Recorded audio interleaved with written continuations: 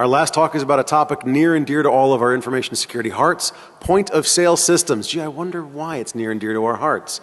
Here to talk about it today is a gentleman, Nir Valtman.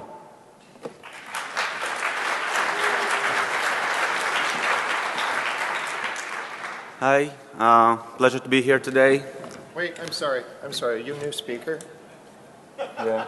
Oh, excellent. I just didn't want him to get too much into it.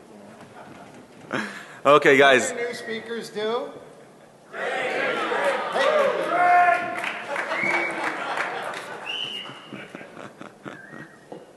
Yes. It will be fun. It's a requirement.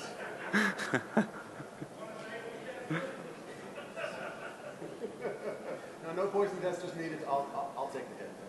Thanks. Sir? Give me more. I'm You fine. want some more? No, I'm fine. Wait. I've been doing this all day.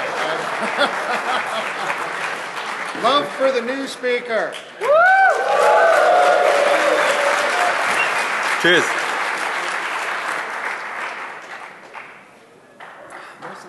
I'm Russian, by the way, so it doesn't really matter. That's all we have time for. Thanks everybody for coming. DEF CON is canceled. Good man. Do you have other bottles? No, we're not leaving the bottle. Okay. So I'm Nir, and I'm going to speak today about my journey to protect point of sales. I do a short introduction, and then I'll get into details. So first of all, that's the thing when I say to other people what I do. Well, obviously I'm not the Batman, the cashier.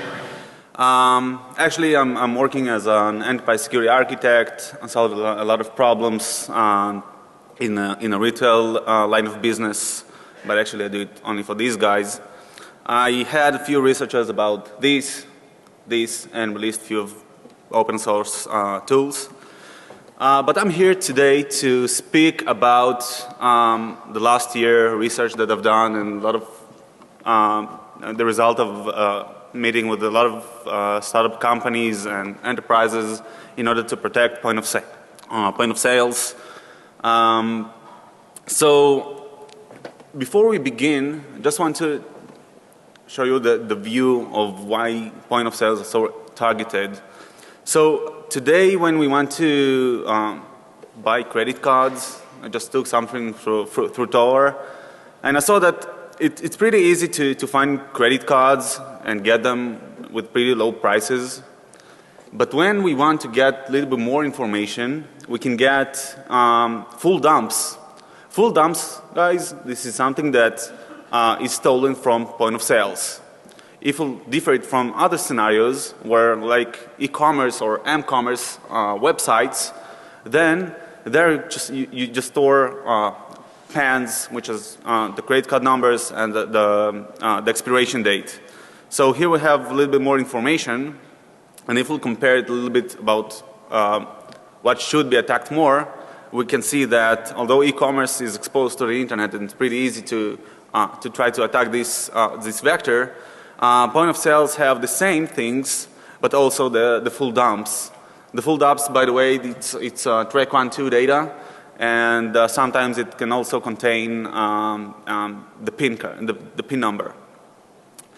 So before we get into the security stuff, I just want to talk about what is point of sale, because someone would just think about this thing, which is right. This is a point of sale, but this is only for the retail stores.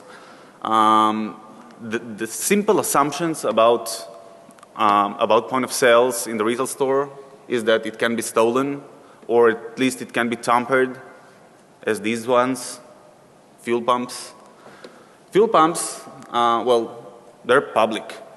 It's pretty easy to tamper them as we do to ATMs. You can just put skimming devices there. That's fine, that will work. But the next point of sale is kind of a new point of sale. It's mobile POS or MPOS. The idea of MPOS is to shorten the queues on the retail stores, and that means just for queue busting.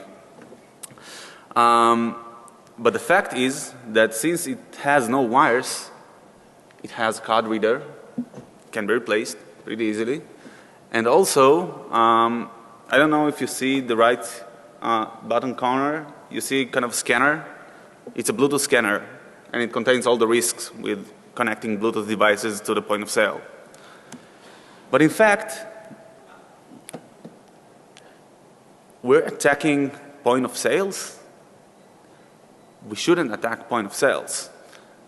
This picture, by the way, means that there is no spoon, because point of sale is not exactly the thing that should be attacked. The thing that should be attacked is the payment application.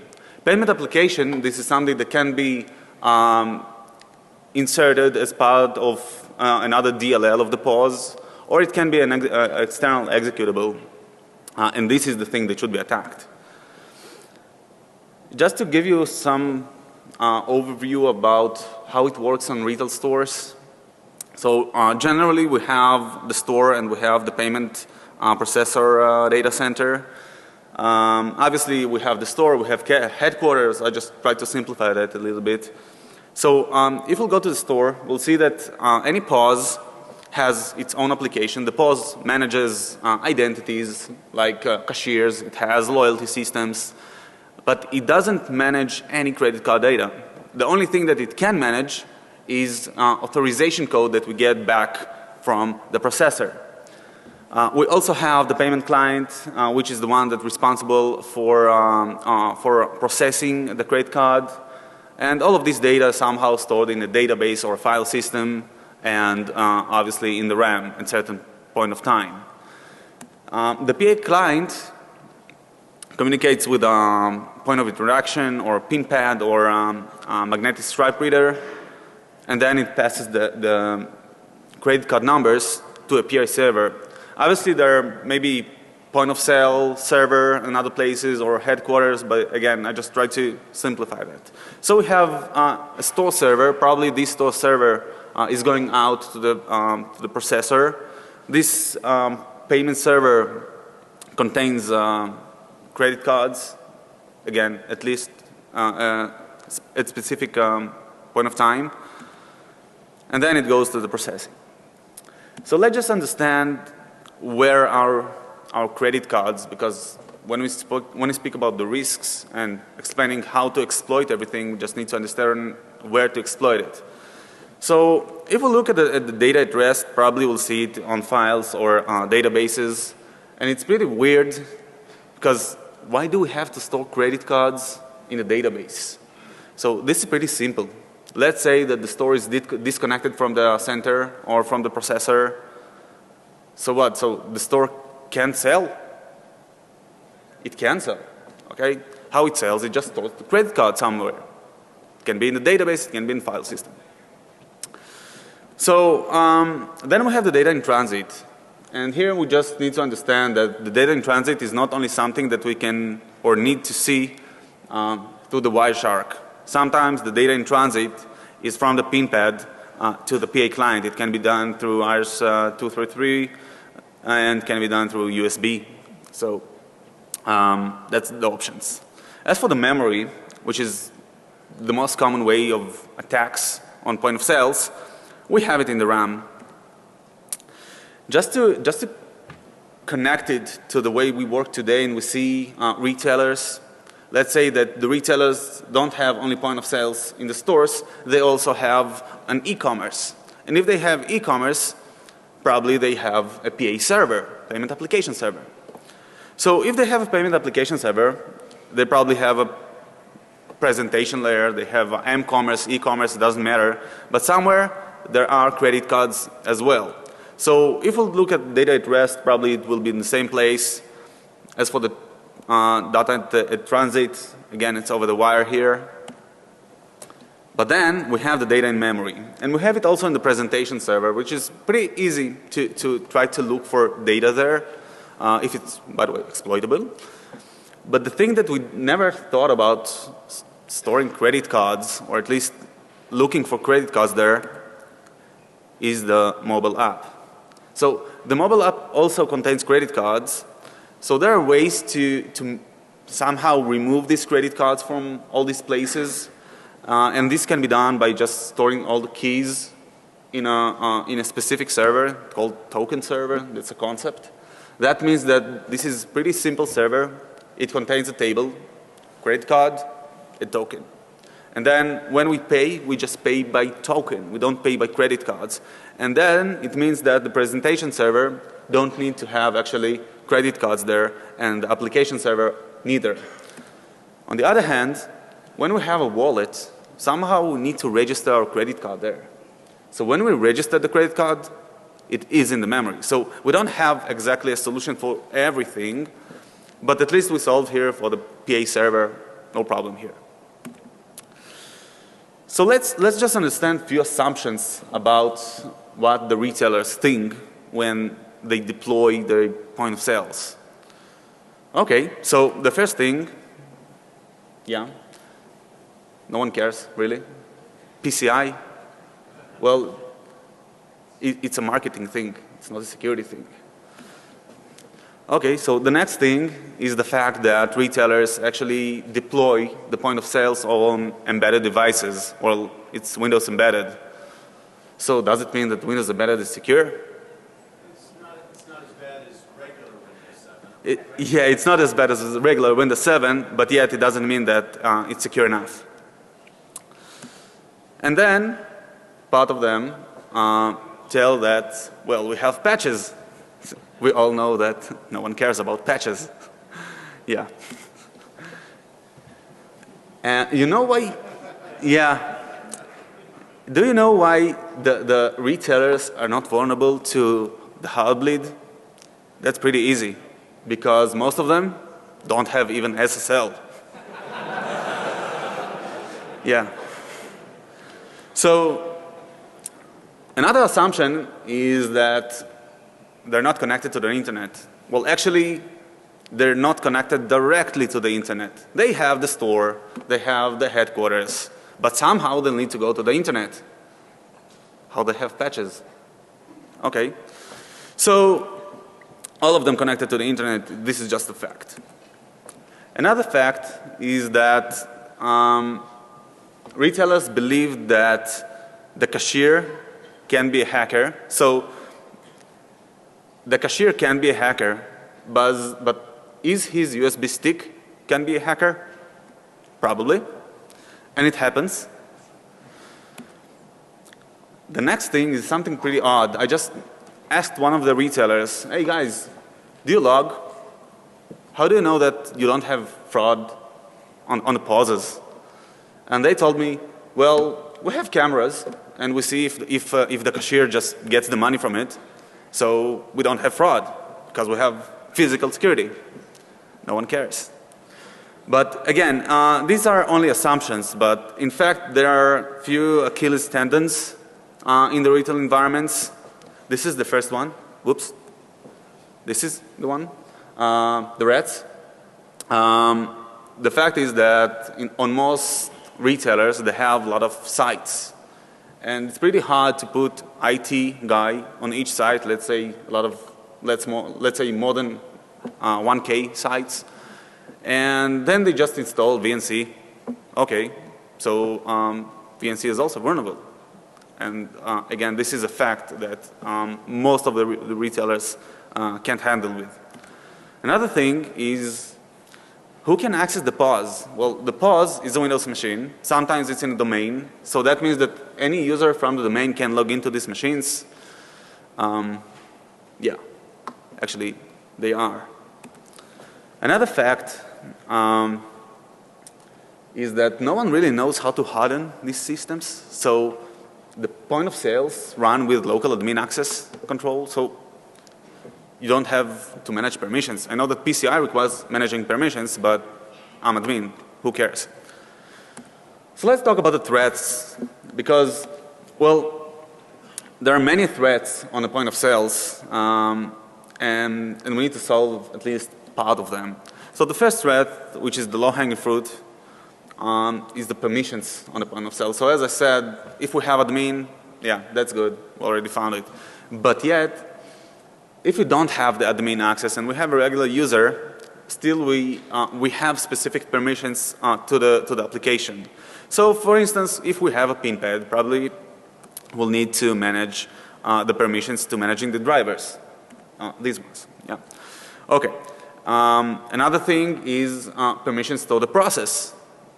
Do you know that if I run the process as a logged in user, it doesn't matter which process do I run, I can read it. So if I run the point of sale with a logged in user, I don't even need to exploit the operating system. I just need to run a memory scraper.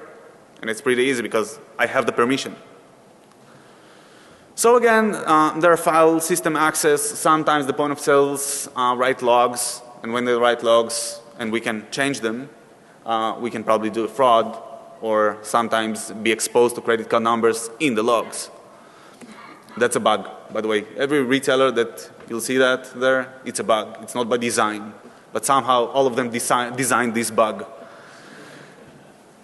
So another fact is that in many point of sales you'll have the database on the point of sale because sometimes you'll need to work in offline modes. So you have the database on the point of sale. So hey guys, you don't need to hack the point of sale. You can just take the MDF file. That's fine. Another threat is something pretty common on browsers. Well, on browsers, when you go to a URL with HTTPS and then the certificate is not correct, probably you'll get a warning, right? But point of sale is not a browser. Point of sale can do whatever it wants. So point of sale can ignore HTTPS errors, obviously if they have HTTPS. So I can actually put any certificate that I want in the middle because no one cares if it's trusted, and then just open its SSL connection and it will work. As for the business perspective for paying through the point of sale or the payment application, we actually have pretty long flow until we get the authorization from the issuer. So we have the point of interaction, which is the pin pad that passes the data to the PA application. Then it routes the data through a gateway and then a processor, and then obviously it goes to the issuer. But the main thing that we must understand here that this part is pretty protected, and that means that it's pretty hard to exploit it. I'm not saying it's impossible, I'm just saying that this is not the point of sale scope. So the left side is the side that we need to exploit, but hey, I'm just stealing data from the memory, and that means that it can consume some time, and sometimes even when I try to do this memory scraping, well, it consumes, I can say a lot, but it consumes resources from the point of sale, and just to explain you how weak is the point of sale, it can be Pentium 4. It's pretty old, right? So if it's Pentium 4, probably you'll see a memory scraper, you'll see the performance goes up. And it will be much difficulter to get the data because we just need to wait a lot of time until we get all the credit cards that we want. On the other hand, there is a settlement flow. The settlement flow just stores the credit card somewhere. It can be on the POS, it can be on the store server, it can be on the headquarters. It really depends on implementation. So again, we have something specific that is protected, but yet the credit cards stored somewhere, and that means that they're not in the memory, they're on a disk. Well, that's easy. I just need to go to the disk and get the file.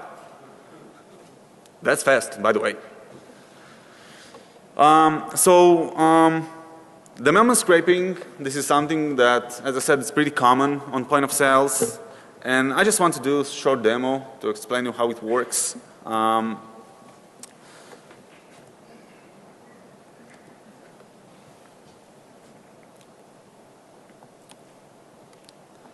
Okay, so I have here a Windows machine, and I have here kind of application, pretty simple application that a few of my students wrote, and I was supervising of it. And this memory scraping does pretty simple thing. Just goes to the process that we choose and gets the memory from it and translate it to a string, and then try to find a credit card based on a regular expression. So let's say that this is our pause. Pretty nice pause, right? I'll just set the pen for a moment there. You know what? Without the pen. Just do it like this. So now we'll go to the process.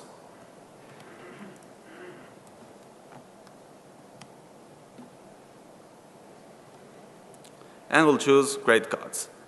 When you see that I just started the scan, nothing's there. But when I set the credit card, whew, it works.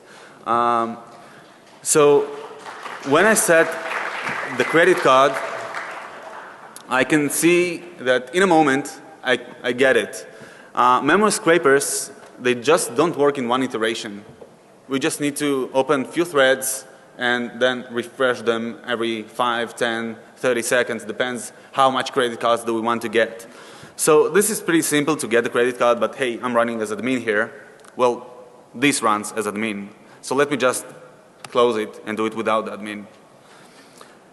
So I'm again going to the demo, and just to explain who am I, here we have this is a user named Foo, it's not admin, and now I can run again the point of sale, and let's just try to get something from this spot. So I just injected DLL to this point of sale. I just used the framework injection. It's an open source framework that allows DLL injections. I just added something to the point of sale, tried to scrape the memory from it, and then I get the log. Obviously, I can't see, whoops, didn't remove the old one. Need to close the point of sale.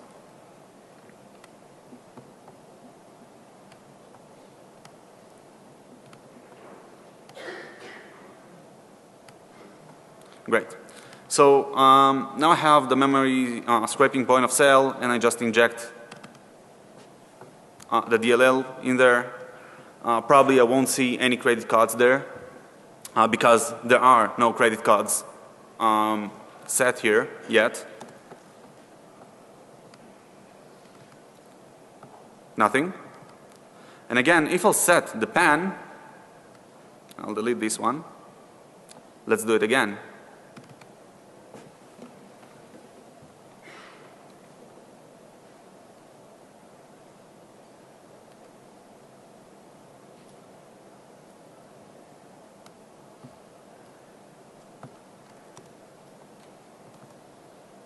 We have the credit card.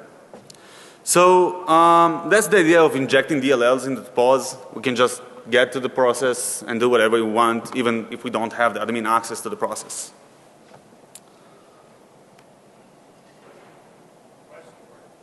We'll do the questions later, okay?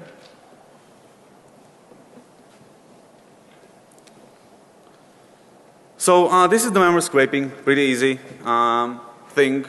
Didn't take so long to do it because you'll find read process memory documented, well documented in the internet. So there are other things that can be done on the pause.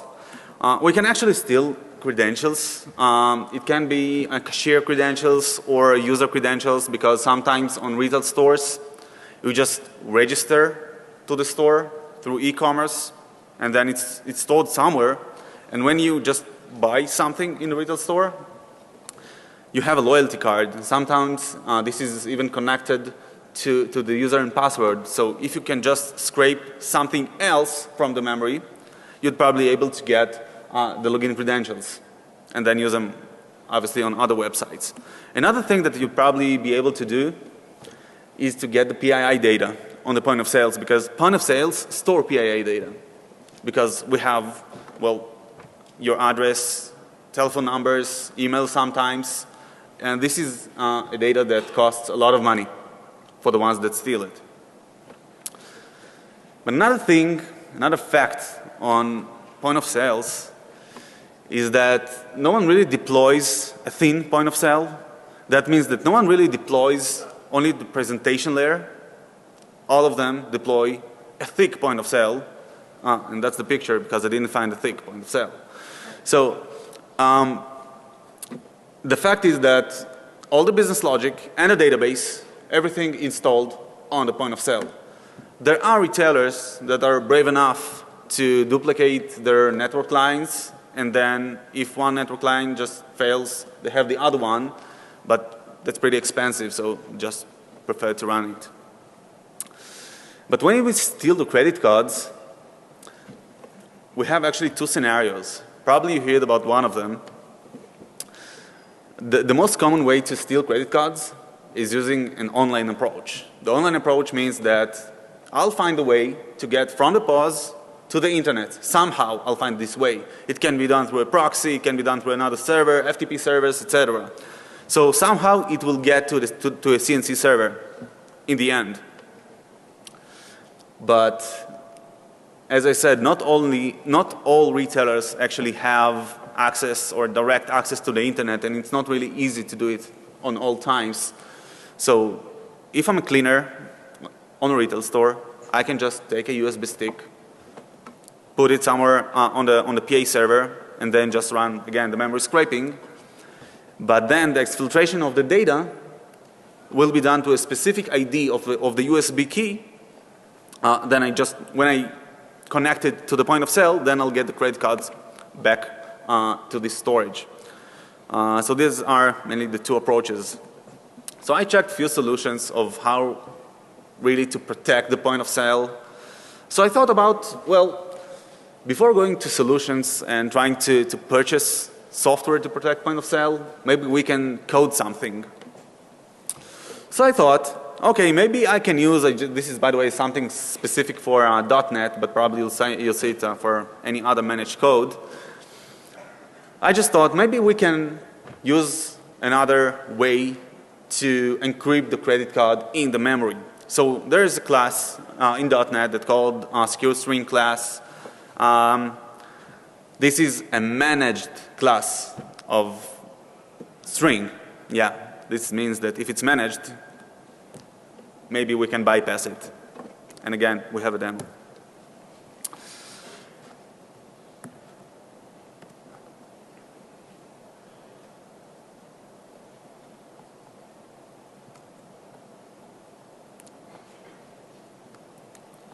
Okay, so we have another secure string point of sale. That's pretty cool. When I send a pen, nothing to show because it can show me the string. It's a secure string. And as I said, it's a managed code, guys. So if it's managed, we can just decrypt it. It's done easily by marshalling the secure string using .NET.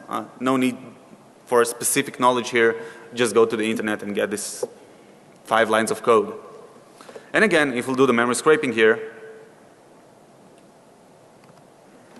and obviously we can do the memory scraping and calling this function to decrypt the credit card. Probably we'll see here the credit card.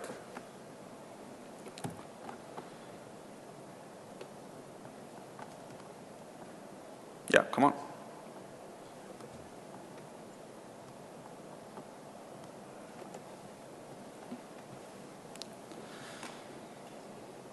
So that's the idea of secure string, and I figured out that coding won't work here, and obviously I won't be able to change all the point of sales that I know. So I thought about other solutions, and then I investigated. Maybe firewall will help here. Well, it doesn't matter which firewall next generation will it be, because, well, most of the point of sales today work with HTTP. So if they work with HTTP, it doesn't matter which next generation firewall will have there. And neither the antivirus malware and all the other curses that we have, it won't work. Because, you know what? It's Pentium 4. How will you run a whole endpoint security solution on that? It's pretty hard. And then I thought, okay, maybe data loss prevention products will help here, because I really don't care if someone infects the point of sale. I care if someone exfiltrates the data. Well, it's pretty easy. If I have a memory scraper malware, probably I'll encrypt the credit cards so that I'll be the only one who's able to decrypt them. So if I encrypt it, how can the data loss prevention decrypt it? It can be done. But the last product is a product that's widely used on point of sales. A lot of companies just decide to put a whitelisting product on the point of sales. Well, a whitelisting product allows only specific files to run on the operating system. That's great, especially when using MD5. Because MD5, probably most of you already know that, but it's vulnerable for collisions. And then when someone decides to use a little bit hot, well, let's say SHA-256, it becomes problematic in terms of performance. So no one really can add this way of work. So I just thought about the correct solution, because there are any other incorrect solutions, and I just thought it's a long list. I just want to put this on a side and tell you what do I think that can work for point of sales. So the first approach is not technical at all. We just need to look for a little bit of intelligence before someone attacks us. So I just got few screenshots that really can explain why I think that it's good. So the first screenshot is something that I've got from the forums. And I saw that someone just looks for info about how can I access the point of sale in the US, and what is the best malware that I should use in order to get the data from it. So that's pretty easy. Someone recommends on Blackpause, on Alina, and then someone just gives the whole information, because it's pretty easy. In a moment you can get the data. So you need to infect the firmware of the terminal. You can do this, that, get track 1, 2 data, and you have also another extended information that tells you, okay, from this specific point of sale terminal, maybe you won't be able to get the pins. So that's enough information for the one that wants to hack. Another scenario is selling a malicious firmware for Verifone's point of sale. So they say that it leaks dumps through GPRS, which is pretty nice because no firewalls and no next firewalls. So this is pretty nice just for $700. Probably you'll get return of investment pretty fast on that. Next thing is kind of an offer. No one wants to sell this because it's too cheap to sell in $700 the point of sale. So the business offer here is the revenue sharing. Okay, the last one is kind of requesting for information. So here someone just tells, hey guys, I just can't find specific data that I want to find, just looking for the pins and can't get them. So this is a pin pad that you really can't get the pin from there. But hey, hackers have a lot of creativity. So they said, okay, go to the thermal imager. The thermal imager can see where do you actually press when you pay with the pin pad, and then you'll get the number. So this is just one option that can work. Other option, if it's only limited to the specific point of sale and specific application, I believe that Sandbox can work. And I know that Sandbox, this is something that bypassed a lot of times. But again, if this is something specific and not a browser, this is something that runs only the point of sale, it may work. Till now, it works. The next thing that you should know about point of sales is that point of sales are pretty static, except the fact that patches are installed on the point of sale, nothing else changes. So that means that if we can build a profile for the whole point of sale system, or actually whole systems, then probably we'll be able to find anomaly behavior and then get the information about the one that is already infected. The problem is that if we just deploy it after infection, then everyone is normal. Okay. Next thing is kind of operating system anomaly detection. This is all those 0 days products. The nice thing here that since point of sale works with a lot of drivers, native drivers, we can actually inject a new one drivers as part of these products, and then it will be much easier to understand if someone tries to, just an example, change the driver of the pin pad and then get the numbers back. So that's pretty nice approach. But all of these probably these are products that you already heard about. So there is something that probably most of you didn't hear about. I met with one startup company, pretty cool. They say that they do runtime obfuscation. If I'll translate it into my words, they do an operating system obfuscation. And that means that they can change all the Windows system calls. They can change the names of all of them. So for instance, if we have a malware, this malware probably will try to open a socket or try to open HTTP connection. Great. The name is incorrect, so the malware won't be able to work. And this obfuscation works specifically per each operating system. So that means that if one operating system is infected and they found the naming convention, probably it won't work on other point of sales, which is pretty cool. But yet, not 100%. We have products. That's nice. But it's not all, because sometimes we'll need to add a little bit security architecture to the point of sale, and most of it is IT problems. So the first of them is Windows hardening, which is a pretty common thing that should be done. It's not done, by the way, on most of retailers, at least the mid-size. It doesn't work.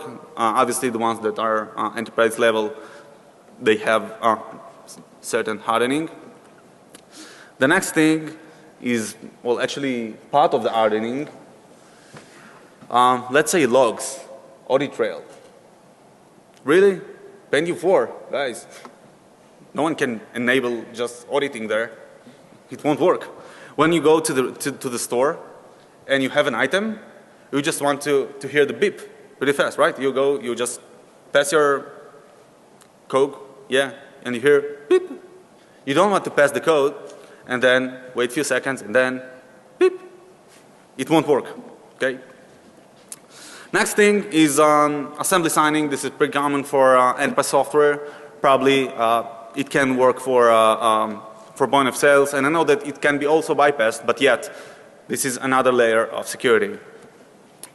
Next thing is, well, the fact that we have point of sales that are deployed as thick point of sales. So we have the whole business logic on the point of sale. So probably we'll need to obfuscate the code in order to, well, let the hackers work a little bit harder. It doesn't mean that they won't bypass it. Another thing that I thought about, it's pretty simple solution. If we'll just try to isolate the process with a few users, let's say we have a simple user and another user, and if the process, the point of sale, runs with the other user, the logged in user won't be able to read the process memory of the other user. And for that, again, I have a demo.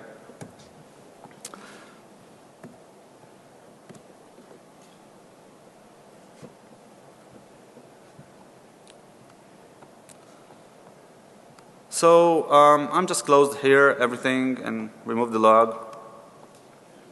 Let me just run this point of sale with another user. I have another user named Bar, also a weak user. If we look at the process monitor, we'll be able to see that we have memory scraping pause that runs as a bar and not as a foo. And now let's try to inject it. Nothing. It won't work. Well, this is a simple injection. Probably if you'll try to do it a little bit harder, you may succeed, but the original way that the operating system works You just do not allow any reading of process memory if it runs with another user.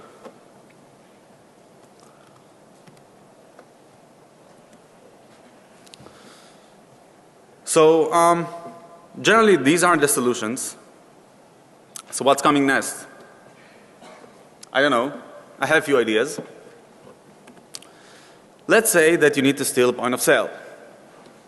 Who, well, raise your hand if you'd steal the point of sale, the right one. No one steals the right one? Okay, not too much. Who wants to steal the left one? Everybody, right? That's what I would do. Okay. So probably if we'll be able to steal the mobile point of sales, probably we'll see the business logic on the mobile point of sales. Well, that's nice because we can just steal it and bring it back when we want. Next thing, which is pretty challenging, is memory scraping for the mobile point of sales.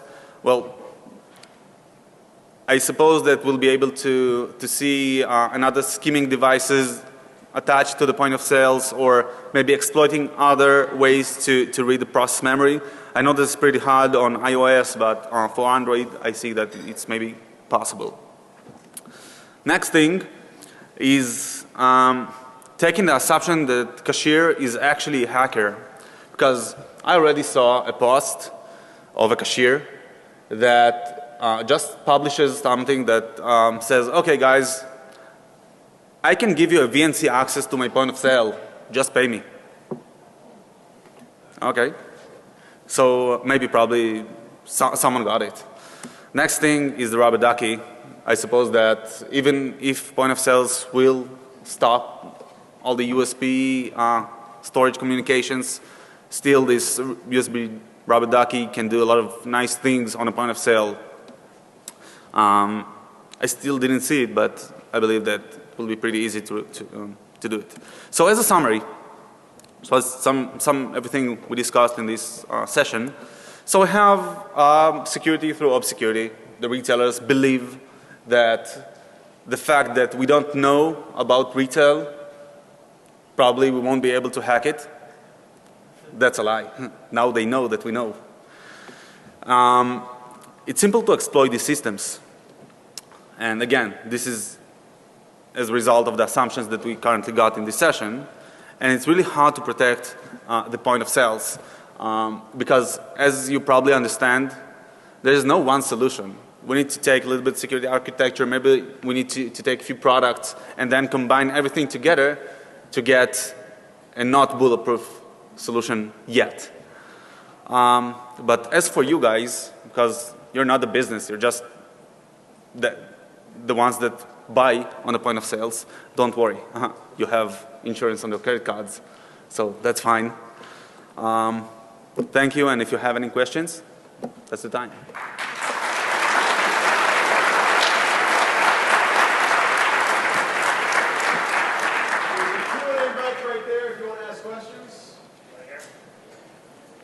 That's the mic?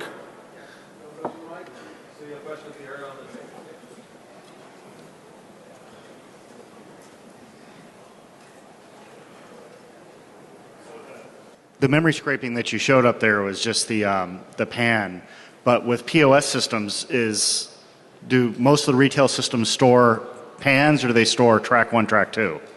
So you're asking if they store PANs? Yeah, when it's a pin pad based POS system and someone swipes in, does the software translate it to a PAN, or does it leave it as track 1 and track 2? Well, it depends on implementation, because pin pads can well, you have the driver. You can set whatever you want there. So you can just set the settings for the pin pad to not encrypt anything and just pass you all the data. Although, if you have direct connection from the pin pad to the issuer, probably you won't see it on the point of sale anyway. Okay. Okay? Thank you. Sure. For all these attacks out here, why no mention of point-to-point encryption, or the encrypting the PAN at the card swipe and leaving the operating system and the point of sale out of the equation entirely? Well, this is correct. I didn't mention endpoint encryption, and I suppose that you meant the point-to-point encryption of the Yes, pin pad? P2P and tokenization. Yeah, P2P. So P2P is something that is specific for the pin pads and not for the payment application, so therefore it's not in the scope, but yes, this is correct. Point-to-point encryption on pin pads can actually work, and again, it's not point of sale. All right, thank you. I'm very sad at your evaluation of the POS systems. It doesn't seem like we have much as a consumer. What can be done retroactively? There are literally millions of systems out there. Target, for example. What can Target do? What can Macy's do to protect themselves now as opposed to something in the future? Well, let me understand if I understand it correctly. You ask how can they be What can be applied to the existing systems now to protect them? Well, today, the way to protect point-of-sale systems is just using whitelisting. But following a few breaches that you probably saw over the internet, they just looking for new approaches to protect the point of sale. So it starts with vendor security, and then it goes to the operating system security. So they try to get the layered approach this case, but yet there's no standardized solution following the hype of the breaches that you heard. Thank you. So you say point-to-point encryption doesn't involve the point of sale, but that's sort of the point, isn't it? If you have point-to-point encryption from the pin pad all the way through the payment application to the processor, even the payment application at that point doesn't have it. Exactly. So why is that not covered? Well, retailers, that's a good question, by the way. Retailers, why shouldn't they just use point-to-point encryption? Well, it costs a lot of money. Because assume that you have thousands of point of sales and pin pads. And your pin pads does not support point-to-point encryption because you need the hardware encryption in this case. So you have point-to-point encryption on hardware, and it will cost you few hundred millions, or you have the software solutions. What would you choose? Well, yeah, Target cost, or they figure it cost them about $148 million to deal with all the fallout. I think they probably could afford a few pin pads that handle point-to-point encryption. You're talking about retailers actually thinking next.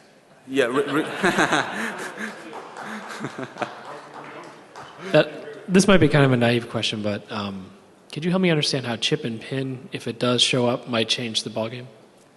So chip and pin, it doesn't really help. Just that means that you just use pin pads to verify the chip in order to prevent fraud.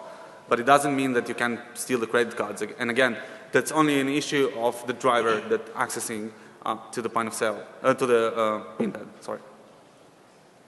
I think the assumptions that you went with in the beginning are pretty crazy because, you know, I've personally exfiltrated tons of credit card information from Aloha and NCR terminals, and in no situation were any of those assumptions generally true.